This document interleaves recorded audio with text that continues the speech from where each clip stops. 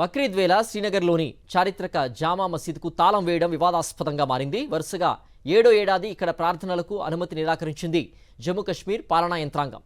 జామా మసీదు, ఈద్గాలకు తాళాలు వేశారు అధికారులు. దీనిపై తీవ్ర స్థాయిలో మండిపడింది విపక్ష పీడీపీ. కేంద్రం, ఒమర్ అబ్దుల్లా ప్రభుత్వంపై విమర్శలు ఎక్కుపెట్టారు పీడీపీ నేత ఇల్తిజా ముఫ్తీ. కశ్మీర్లో అంతా ప్రశాంతంగా ఉంటే జామా మసీదుకు తాళం ఎందుకని ప్రశ్నించారు.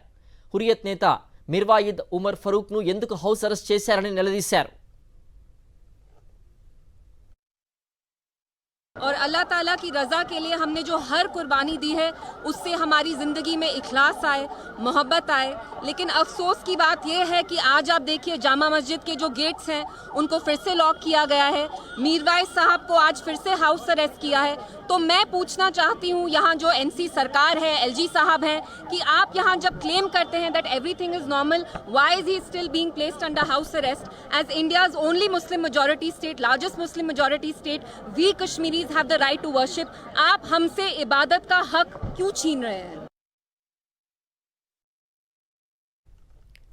జామా మసీదులో ప్రార్థనలకు అనుమతి నిరాకరణపై జమ్మూ కశ్మీర్ సీఎం ఒమర్ అబ్దుల్లా కూడా స్పందించారు. ఇది తనకు బాధ కలిగించే విషయమే అన్నారు. ఏదో ఒక రోజు మన ప్రజల్ని మనం నమ్మాల్సిందే అన్నారు.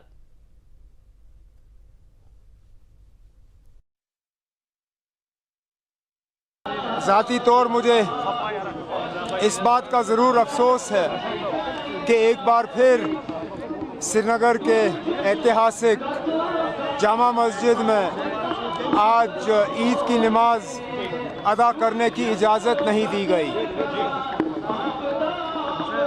ये फ़ैसले किस बुनियाद पर लिए जाते हैं मुझे उसकी जानकारी नहीं है, लेकिन कभी न कभी हमें अपने लोगों पे भरोसा करना होगा।